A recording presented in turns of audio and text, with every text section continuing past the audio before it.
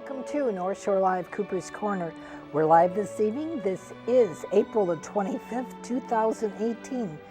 Where is spring? I don't know where spring is. Mother Nature, I don't know. The sun is shining, but it is a bit chilly. However, I did see on the Weather Channel tomorrow, I think, it's supposed to be 61 degrees. So we can always hope for tomorrow. Don't we always do that anyway? Hope for tomorrow brings good weather and good wishes and good things. Hope you found today a good day for you and your neighbors and whatever. And hope that your flowers aren't too confused by the weather going on outside. I know my daffodils don't know whether to come up and blossom or just stay where they are because of the snow that we had last week, so they're very confused. Poor flowers, they don't know what to do. Anyway, we have a wonderful program for you this evening, brought to you by the wonderful care and compassion of Angela Walker, and she's just a delight, a military veteran, and we have another one of Angela's proteges on the program this evening, Anthony Sarpy. Is that correct? Yes, indeed. And this gentleman is an Army veteran. He is a Chicago resident. He does hip-hop artist known as Abdullah. He has wonderful printing, hand printing, stunning. Oh, he is truly an artist because only artists could print like this. He served 4 tours in both Iraq and Afghanistan.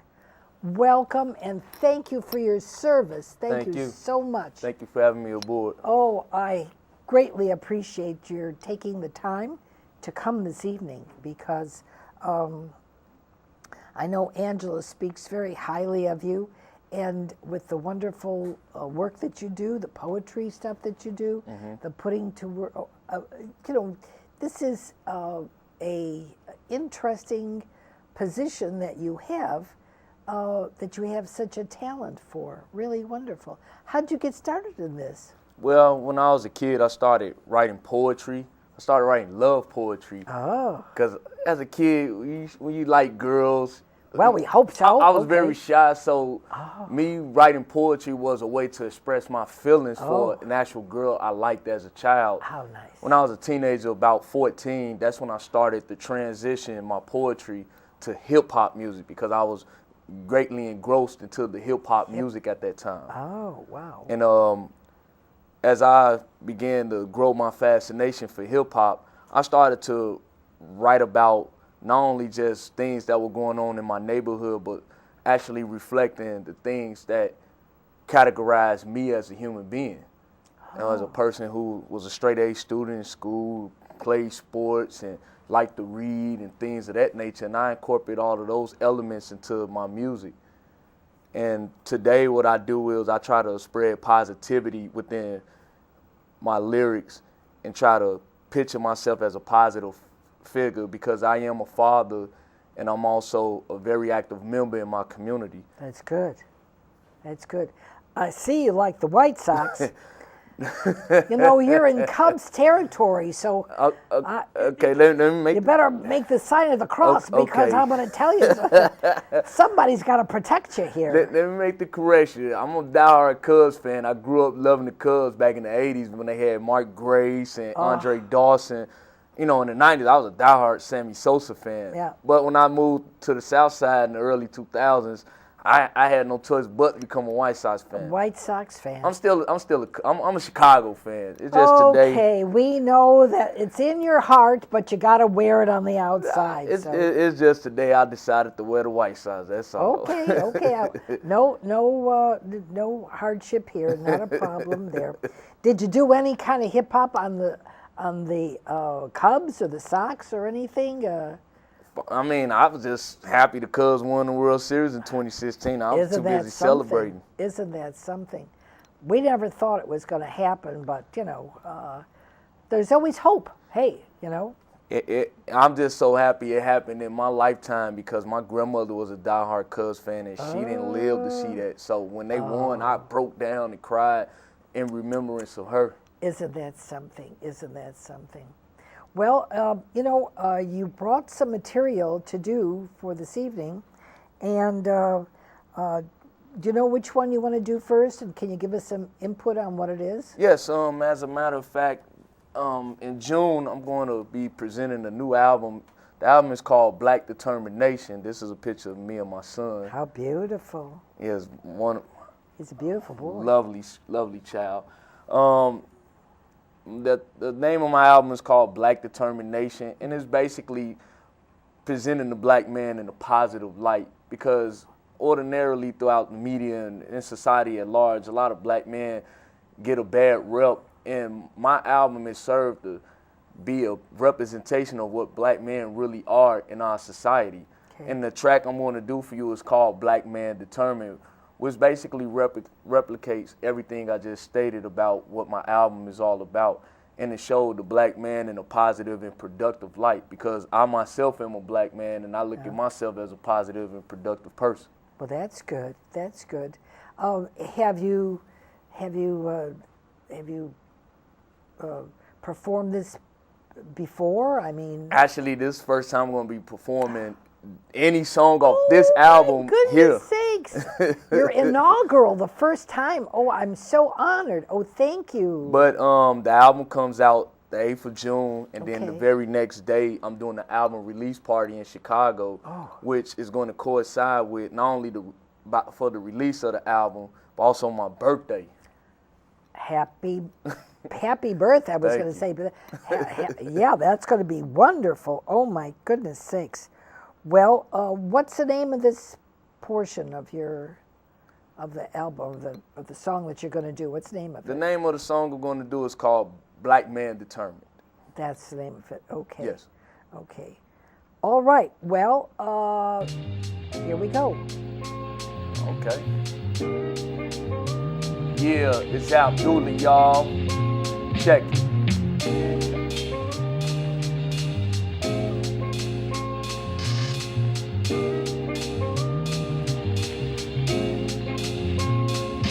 I am a black man determined, always living for certain, and I won't stop. The time closes up on its curtains. My name is Abdullah, until the people I'm your servant. To serve God's will for him, give it a meaningful purpose. Doing something positive in my life, very constructive. Forget being lazy, this black man is so productive. My attire is neat, like my handwriting in cursive. There is a coded message in nearly all of my verses. I am determined to do something for my community and working towards the day where blacks can have unity. Put my life on the line if mistreated brutally. Be aware of my decisions, don't act foolishly. I come from the gutter where I prosper and suffer, and I do identify with my sisters and brothers. For today isn't the day for our extermination, because I'm striving with knowledge and self-determination. I am a black man determined, y'all. I am a black man determined, y'all. I am a black man determined, doing something positive in my life for certain, y'all. I am a black man determined, y'all. I am a black man determined, y'all. I am a black man determined, living my life every day with others. I'm determined to help my family out if necessary. This is the legacy to my son I have to carry. Remain positive until the day my body's buried, cause an intelligent brother in America is scary. I look at myself in the spirit of Malcolm X, while I'm showing black people dignity and respect. Be honest in my approach, this is what you expect. But lyrically on the mic, I'm always catching wreck. I always do it for my people while cashing a check. Even though I am aware our situation's a mess, I put it all on the line and I'm expecting no less. Even if I gotta practice abstinence from sex, I give praises to Allah. I do believe I am blessed to be given a platform to effectively address. I can accomplish this through hard work and concentration. This black man has knowledge and self-determination. I am a black man determined, y'all. I am a black man determined, y'all. I am a black man determined, doing something positive in my life for certain, y'all. I am a black man determined, y'all. I am a black man determined, y'all. I am a black man determined, living my life every day. Similar to James Brown, I say it loud and proud.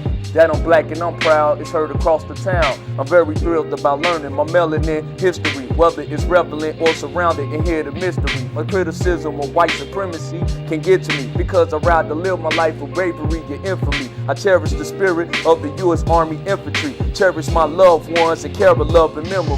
For my son, I'm determined, y'all, to be successful. A part of my life that's going to always remain special. Overcame the odds with that in mind, I am careful.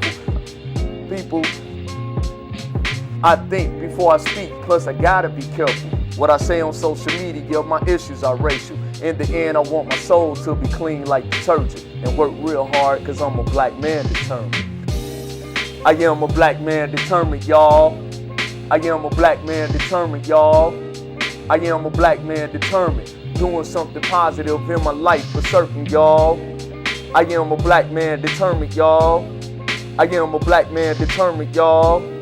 I am a black man determined, living my life every day with a purpose. And that's black man determined. Wow. Wow, that's terrific. How did you just sit down and write that? How did that all come about? I actually wrote this song 2 years ago. Oh, how long did it take to write, though? Normally when I write, I don't write songs completely right away. I'll write a few lines here and there, and then later on I'll come back to the song and continue writing the song. But the writing portion is easy. I just write whatever comes to my mind. Boy, that's good. And so, and the music, how do you know what music is going to fit that? The way I pick my music is I like a lot of soulful sounds within my music, a lot of old school jazz and R&B, soul type of music. So what I do is I sit and listen to different beats and instrumentations, and that's when I'll decide whether or not this song fits this proper format for the beats. You don't have your own band or anything. I wish I did, but hey, that's yet to come. Don't worry about that. I come from a church background, so it wouldn't bother me if I was able to play before a band one day. That would be good. That would be very good. You could have background from, if you had some of the people from the church, from the choir, maybe they would want to step in. That's definitely a good thing. I could see myself doing that one day. I definitely wouldn't mind playing with a band. So this song was the first one that you wrote? Yes, for this album, this song definitely was the first song that I wrote because I wanted to use this song to set the tone for the album.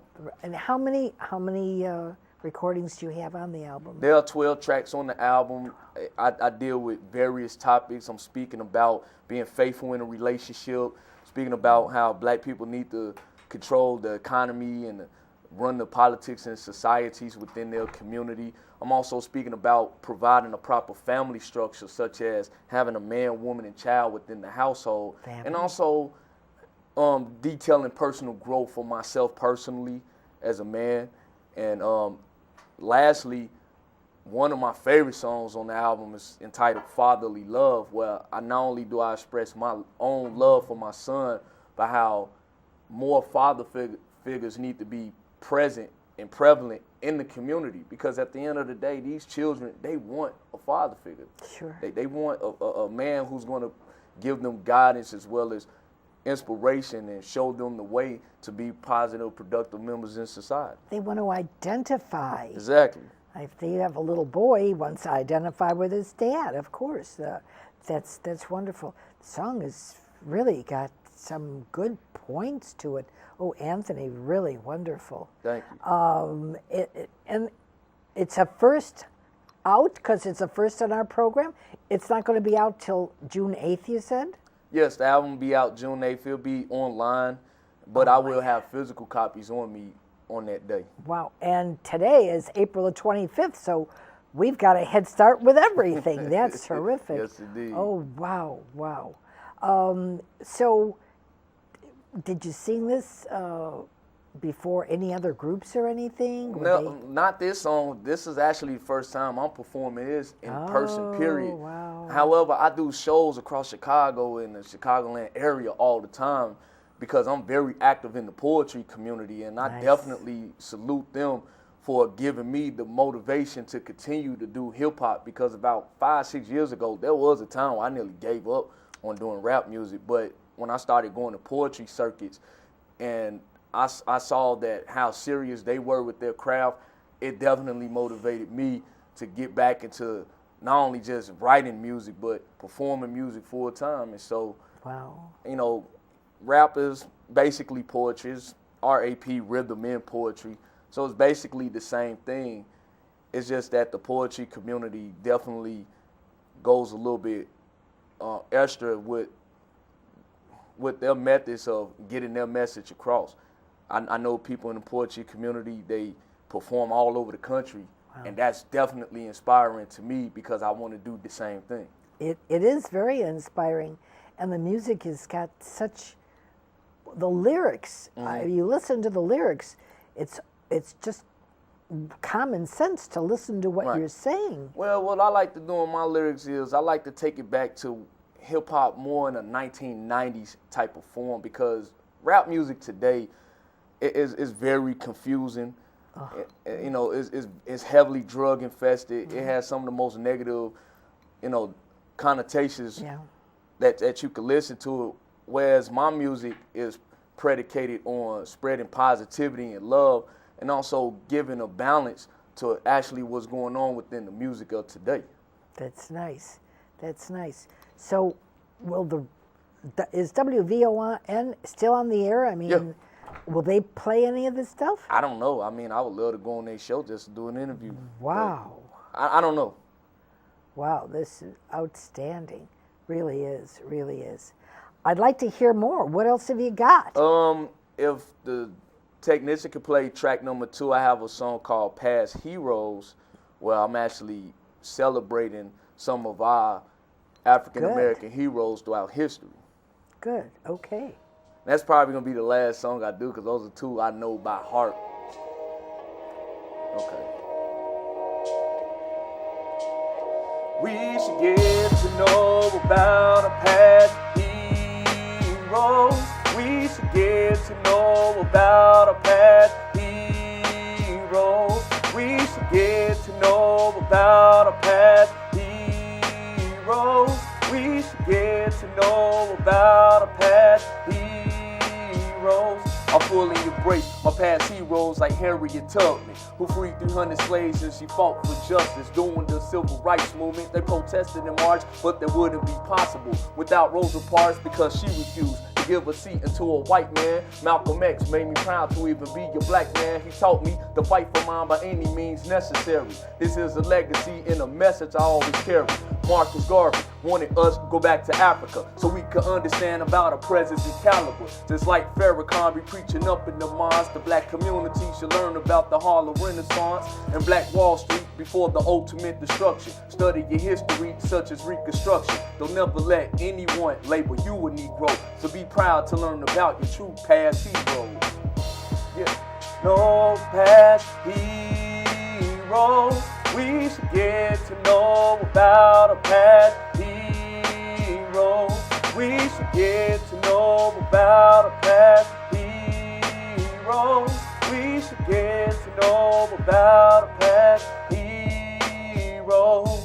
Black people, you are an African and not a monkey. Our ancestors were the first to die for this country. We fought in every single war to let freedom ring, because I have a dream of Dr. Martin Luther King. Although you got questions, I'm providing the answers. Our greatest military force was indeed the Black Panthers. And don't forget about our sisters, such as Sojourner Truth, who stood for liberty. So really, there's no excuse to keep fighting for today, y'all. We need to be bonded by carrying the spirit of Khalid Abdul Muhammad. And don't forget about the 60s. We're fighting for freedom. This is the type of history we need to be teaching. The Black Gullers got the inspiration from the Haitians. It makes you smile that our history is so amazing. Don't never let anyone make you feel so below. To be proud to learn about your true past heroes. About a past heroes. We should get to know about our past heroes. We should get to know about our past heroes. We should get to know about our past heroes. Take the time remembering our heroes. And it's time to celebrate our past heroes. We should always try to cherish our heroes, living for the spirit of a past hero. Frederick Douglass, that's our heroes. Ida B. Wells, y'all, that's our heroes. Booker T. Washington, that's our heroes. Muhammad Ali, fam, that's our heroes. Pastor Shirley Chisholm, y'all, that's our heroes. Malcolm X, he is always my hero. W.E.B. Du Bois, that's our heroes. Dr. Francis Quest Welsh, he's my hero. And that's past heroes. Wow, that's outstanding. Thank you. Oh, that's beautiful. That I got to clap. That's great. Oh, that's great. Oh, Anthony, that's terrific. Oh, this is going to be monumental for you. This is stunning. Oh, what? Where did you try this out on anybody or? No, this is the first time I'm Wow. actually performing this live. Wow, this is outstanding. This is outstanding. I'm definitely excited about this album, and I definitely can't wait to do the album release party because that's a dream come true for me. That I've never done that before, and to actually see the fruits of my label eventually actually manifest, Come through, yeah. come to fruition is definitely a blessing. I couldn't thank no one but Almighty Allah Himself for the blessings. That's incredible. So when you sit down to do these words, I mean, how did you put them all together? You know, you get this thought or your feeling in your heart or whatever, but where do you go? How do you know how to connect with someone to be able to put this on a CD for you? Well, as far as the recording portion of it, of course I go to a studio in Waukegan, but as far as the writing aspect, it's a lot of factors. For one, I do a lot of reading and I have my dictionary with me because I see? like to incorporate a lot of vocabulary in my music. But also I look at things that's going on in society. I definitely like to talk about historical references because I truly believe that is something that's missing, not only in hip hop, but music in general. So what I try to do is I try to incorporate things that is going on in society, things that we could reflect upon throughout history and embrace our culture and heritage and combine those two elements within my music. And then the rest is easy because once I do a little bit research, I do research on all my songs. Oh, that's smart. And once I do research and try to grasp the understanding of my research, that's when I begin to write. Is there anybody in your family that is musically inclined or Yes, poetry inclined? My youngest brother, he also does rapping as well. Oh. In fact, I was the one that motivated him to do hip hop music because, you know how little brothers are. They try to tag after big brother, and so Sure. everything I was doing, my youngest brother wanted to do. So he's actually pretty good. I personally believe he's better than me, but Right. Well, with such pride you say that. That's good. But I also have two or three cousins about. I also have 2 or 3 cousins that do production as well, and I just come from a rich family that's all engrossed in hip hop music. Wow. Is there any aunts or uncles or cousins that are, involved with the same kind of music? You said just a little brother, but... I got 2 cousins that do production. Oh, and really? My brother, and I got 3 more cousins. We all rap, and wow. what I would like to do is, the more fame and recognition I get, I would like to help bring them along and help present their talents to the world as well. That's terrific. That's terrific. I'm sure they must have heard some of how you do it. They know. And what do they think? They love it. They know. Love it. They love it. This is really terrific. I mean, really terrific. You're so talented. Thank you. Did the Army know you were so talented? Yeah, they knew. Really? They knew. See? Well, Uncle Sam could have helped you along there. I'm going to tell you one thing about the military. I did a whole lot of writing in the military. In fact, when I was deployed to Iraq, I probably wrote about 4 or 5 albums alone in Iraq alone. Wow. So I had ample time to write and do a lot of music. The only thing I regret about my usage of music in the military, I didn't take advantage of it. I didn't make like actual albums when I was there. Could you have done that though? I could have, but being deployed, it was very difficult to do so. Oh. But I'm actually glad that I'm doing it now, because yes, I'm in most hip hop circles, I'm a little bit older, so most people would kind of outcast me and say that. Well, you're you were late busy. bloomer. You were overseas. Exactly. There's ample reason of why. Your time was with the United States Army, but what you do and accomplish now makes up for that. I mean, you didn't lose anything. No. So, if anything, you gained strength, inner strength. That's terrific. I've gained a worldwide of experience, knowledge, See? and incredible wisdom from my time in the military. So me doing hip hop music now, the way that I do it now in my 30s, I don't look at it as a hindrance whatsoever. Yeah. I look at it as something that's definitely needed, because I can serve as a mentor to a lot of young people that are coming up and actually trying to do something with their lives. Sure. And my military experience definitely is a key factor in showing young people that, hey, you can do something productive with yourself. You don't necessarily have to go in the military, but just look at my example and look at the type of man I came out, because I tell people all the time, the military is one of the greatest things that ever happened to me. Well, there's a lot of young men and women that need to have some directives. I mean, you can be out there and be doing a lot of stuff that could cause a lot of problems, but if you've got a directive that's always going to keep you in line, you're going to come out and you're going to prosper from that. You're going to prosper from this. I'm going to tell you that. That's wonderful. And speak on some of my military time, I actually went in the military because I was inspired by a couple of cousins and an uncle that served during Desert Storm. And I loved the discipline and the manner in which they carried themselves. And I always told myself, man, I want to be like them when I grow up.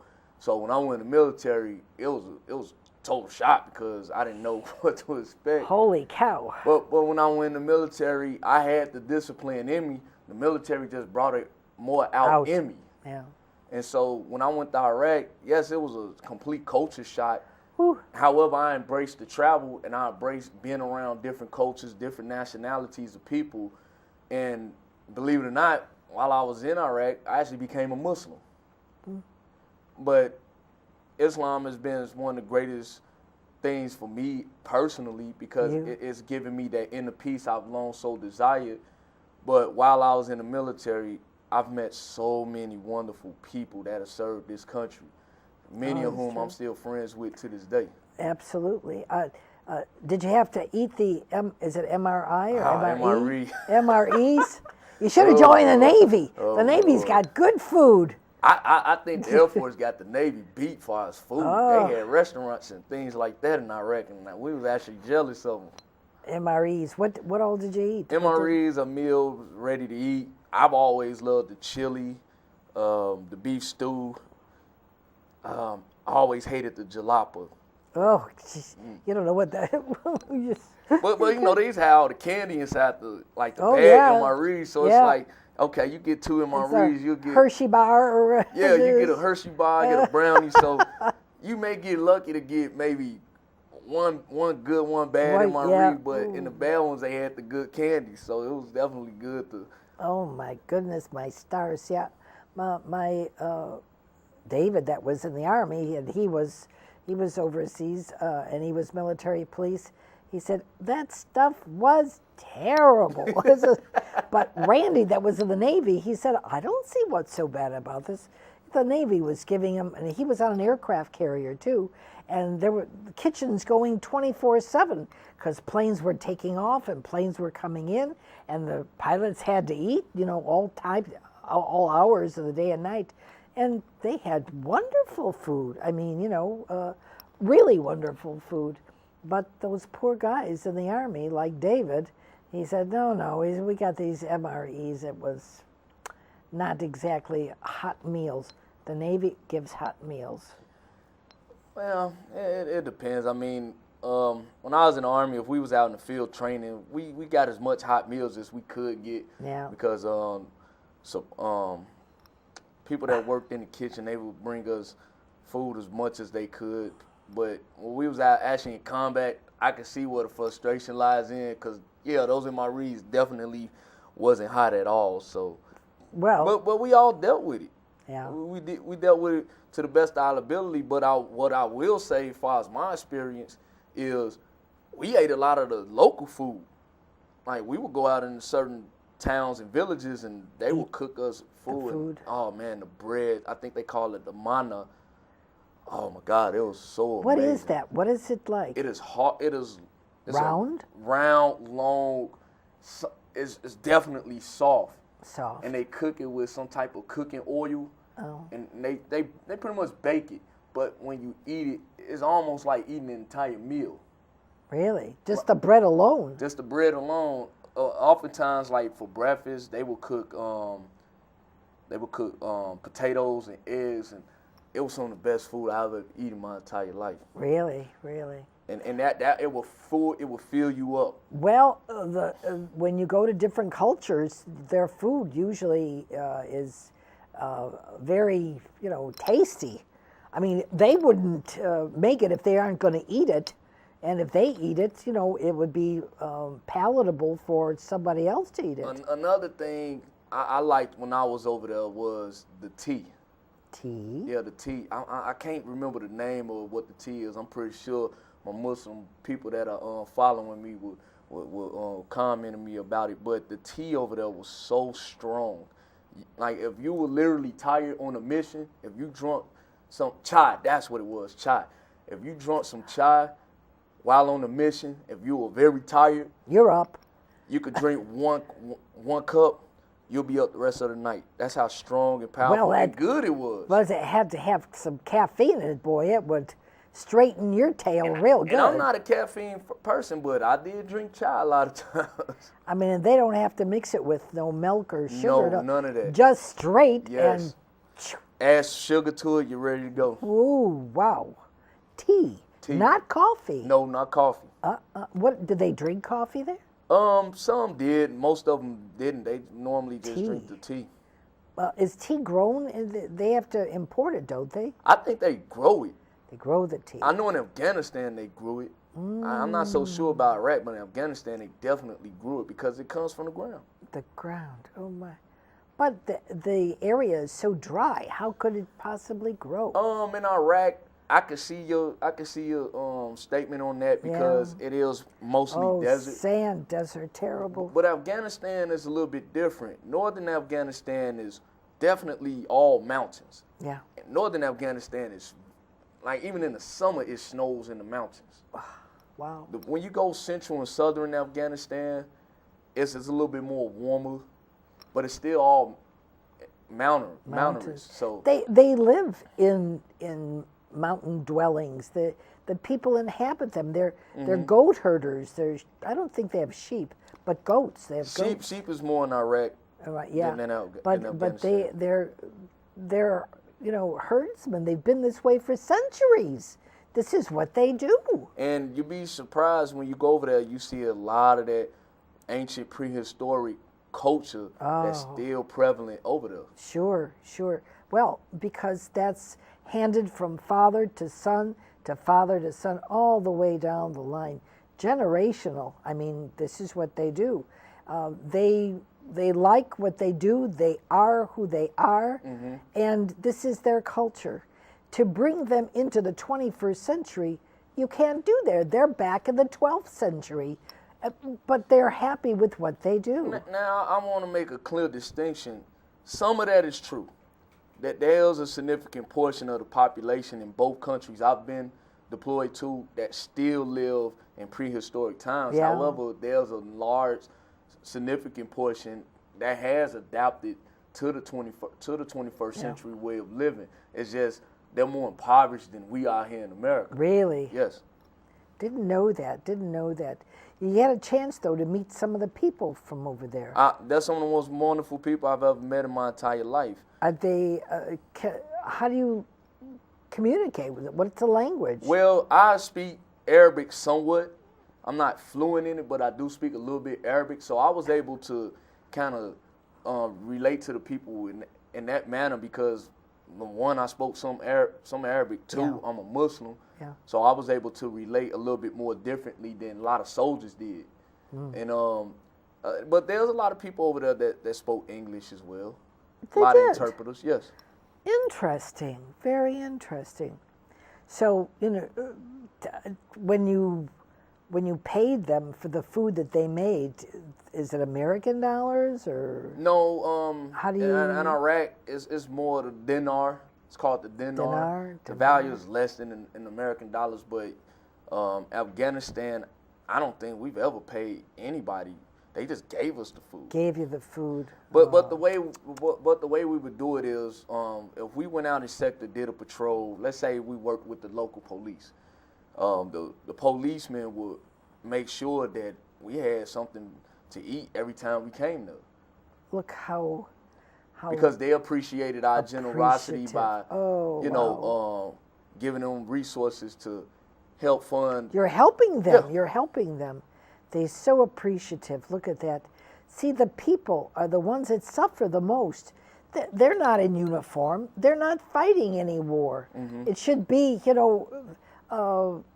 military with military, not the people. See, the thing is, my personal experience, I look at it very differently than what mainstream media has put out there about Iraq and Afghanistan, because I was literally there. You were there. I was Oh, on sure. the ground. I was literally in the trenches. Okay. And I saw things that most people in the media would never see. They They don't show look it. at Iraq and Afghanistan as this terrible place. All these people just kill each other. That's a little bit true. The reality is that you have a lot of hardworking people. Some people are actually looking for work, but others are just regular people, go about their lives, do What they things do. the way they want to do it. Yeah. And the people I encountered when I was overseas, they were definitely friendly. Not all of them. Some were very hostile. Some were very standoffish. But that's to be expected. After all, you are a foreigner in their land. Exactly. How did they know they could trust you, or how could you know you could trust them? And that definitely was a difficult obstacle to Yep, overcome. trust. Sure, trust. But if you break bread with them, doesn't that do something? Doesn't that, The way I see it, the more we went in the sector, the more the people saw us and they interacted with us, and Yeah. they saw that our intentions were, in fact, genuine, honorable? and trustworthy. Yeah.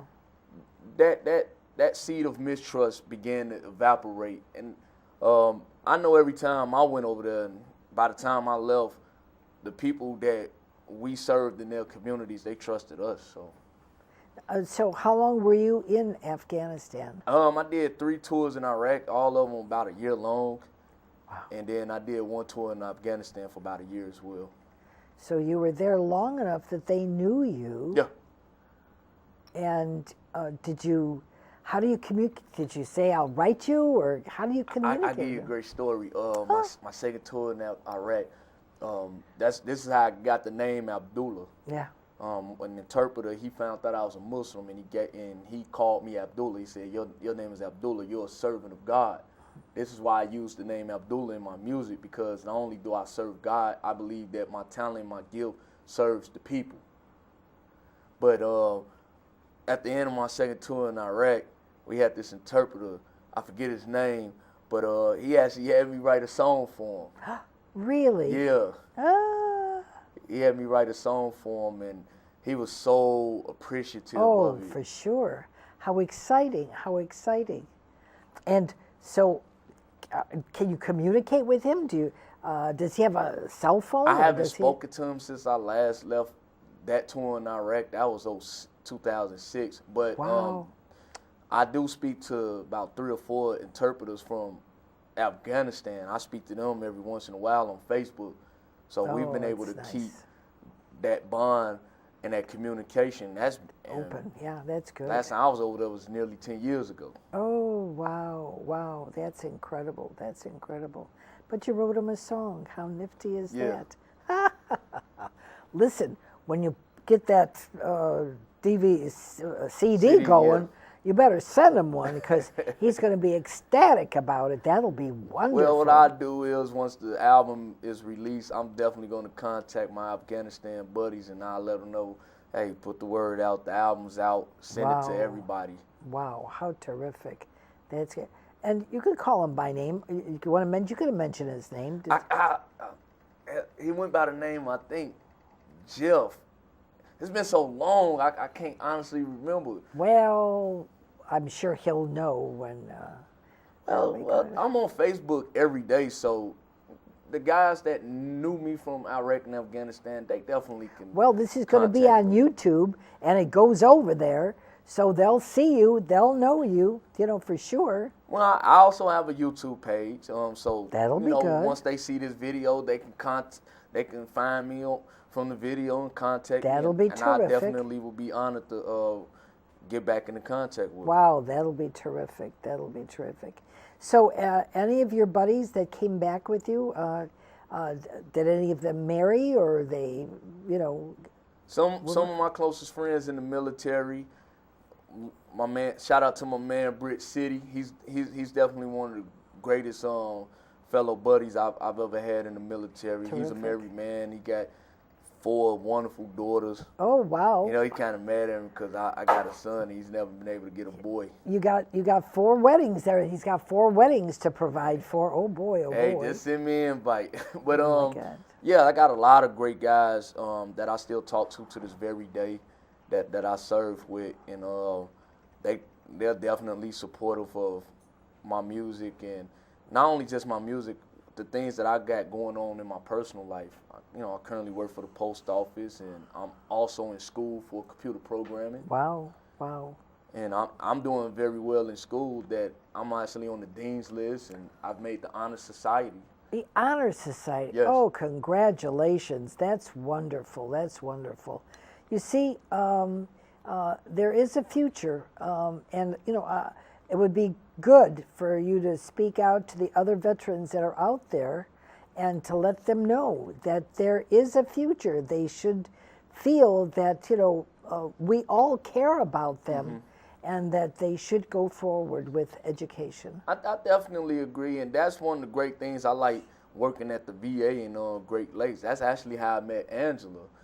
And we used to be in this creative art group with Dr. Bear. Dr. Bear. Yes, and Dr. Bear has taken Angela and myself around different various places. We speak to people within the community around Lake County, and we also speak to numerous veterans to give them guidance and hope, because as a veteran myself, I'm not going to give up on myself, and I strongly encourage other veterans to not so too, because there are people that truly care. I've seen it for myself, and Absolutely. I continue to see it right now as we speak.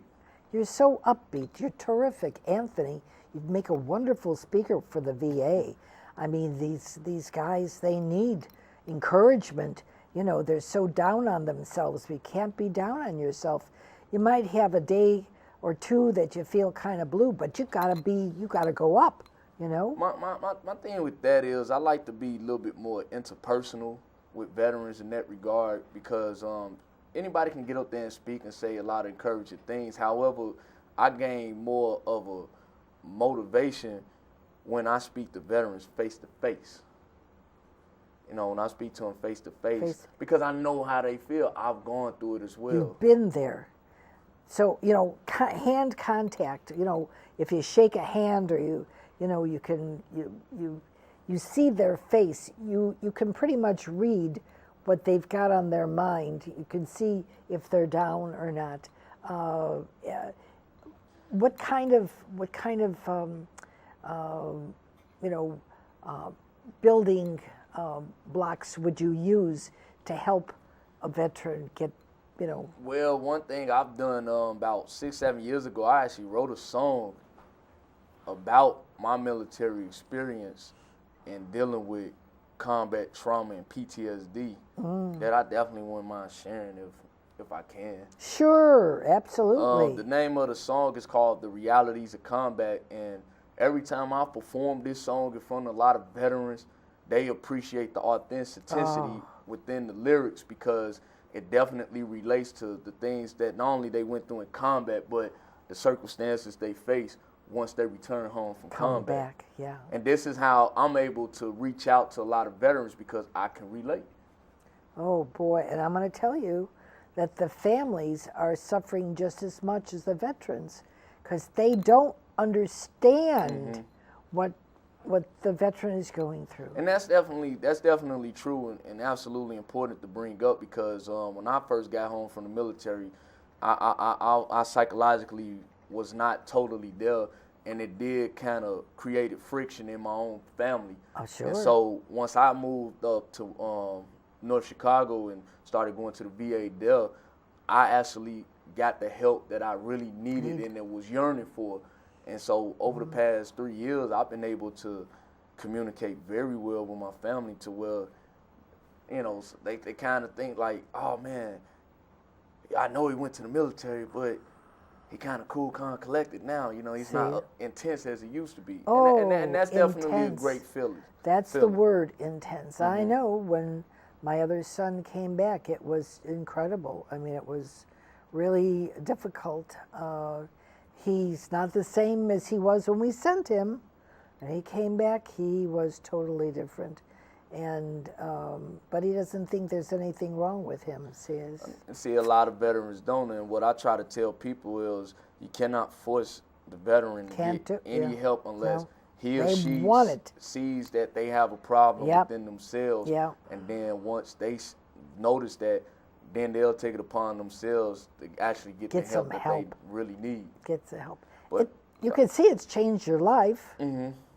I mean, you're upbeat, you're informational, you're bright, you're brilliant, you're intelligent, you speak well. It's wonderful. It's wonderful. When you came back, were you like this? No, not at all. I was very angry. Very hostile. Oh, yeah. Oh, that's what he is. He's angry, yeah. And we're just the parents. We didn't do anything. No, it's not the parents' fault. And what I would like to say is the parents and family should understand what the soldier actually goes through. You got to look at it. When you go into combat, you have to channel your mind away from the world. In other words, you have to leave, psychologically, you have to leave your family and friends and loved ones behind, because when you're in a hostile environment, you have to focus on trying to survive that moment. Survive. Oh. And not to mention the traumatic things you might have experienced in combat. So that psychologically can do a lot of damage to a lot of people. I know it did for me. I had PTSD while I was in the military and didn't know it. But because at that time, it was kind of asinine to say, oh, you had PTSD. You would be looked upon as weak. Nobody will believe you. Nobody will. Exactly. Yeah, see? You know, but at that time, it was highly frowned upon to say that you had something wrong with you.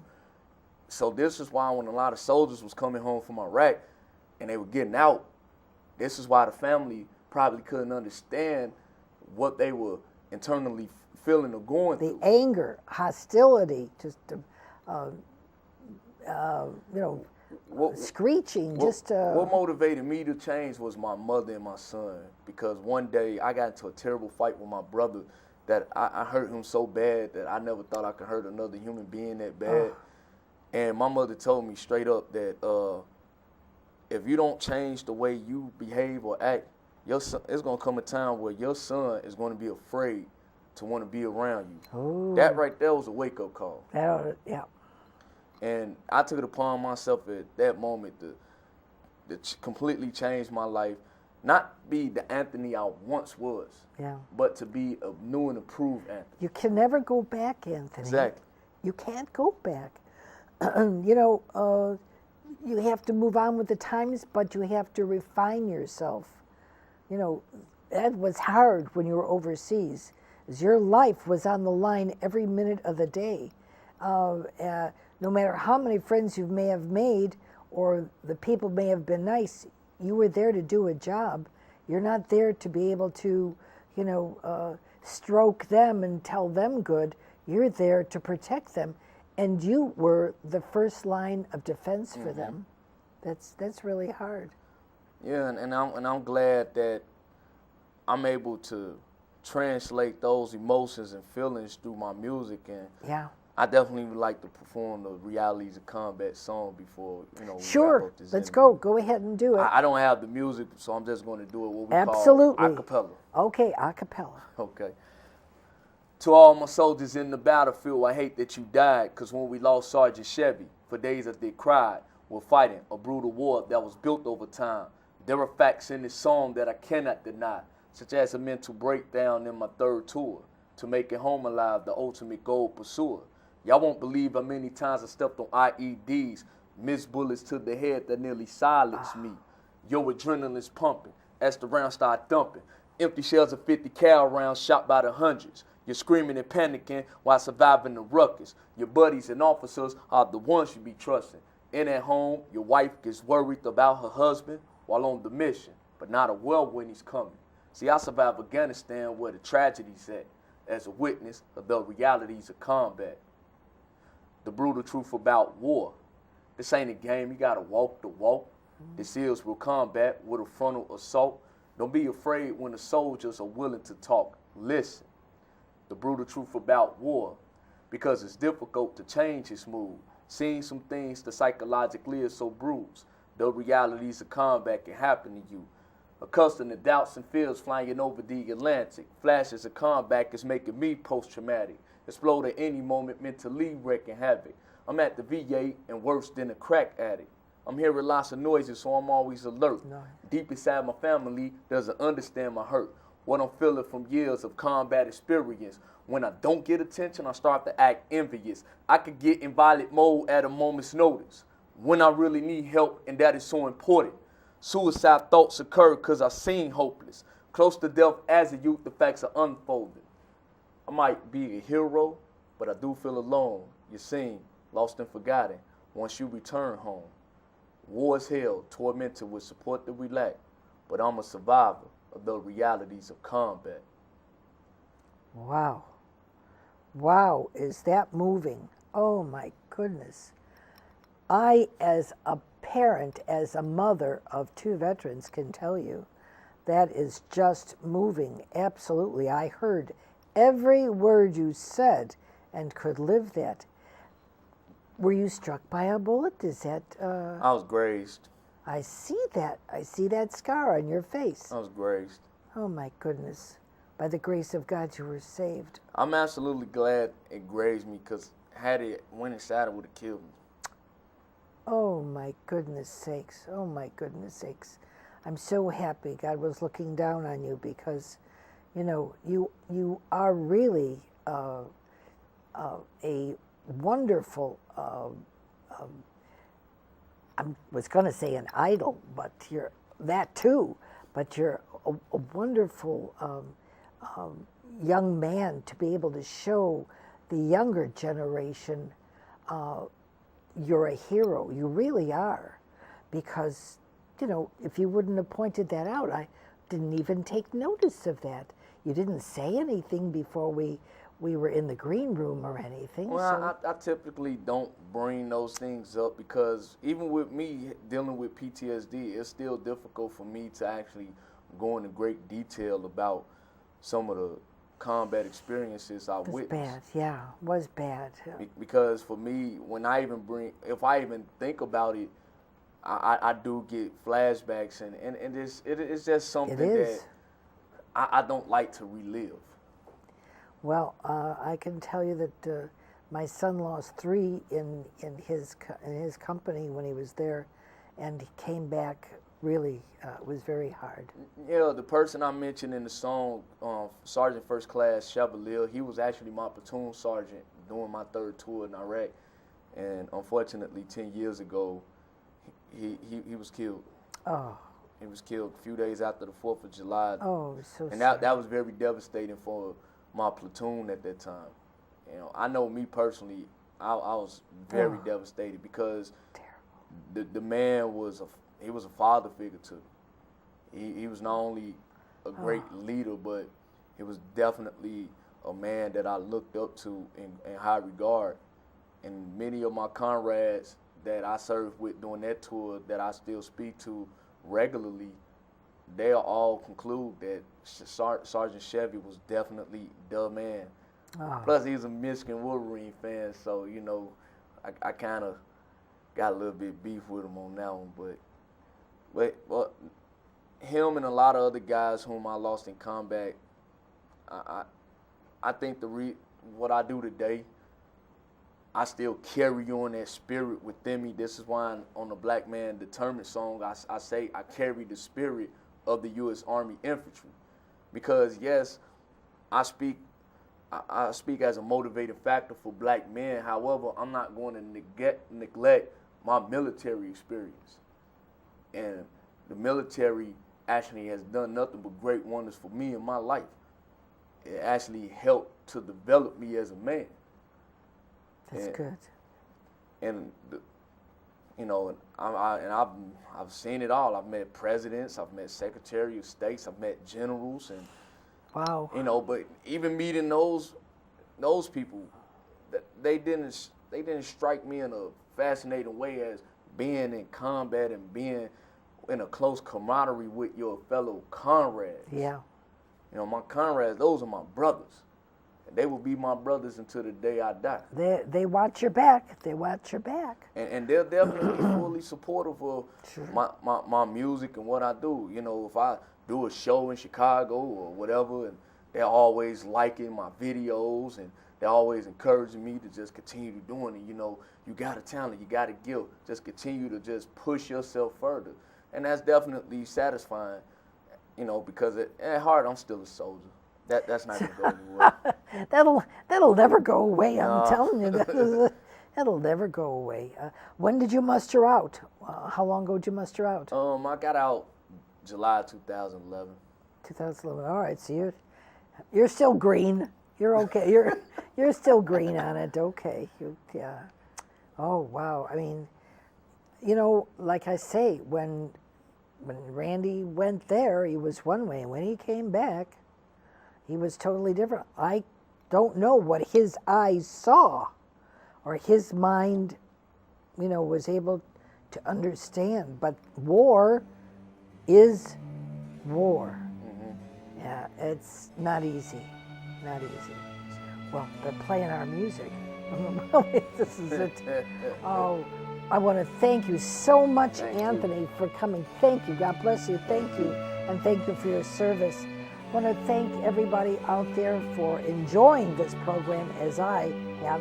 And here's our YouTube address. So please do take us on your YouTube and take us on your computer or phone or whatever you've got. And please let us know what you think of our programming.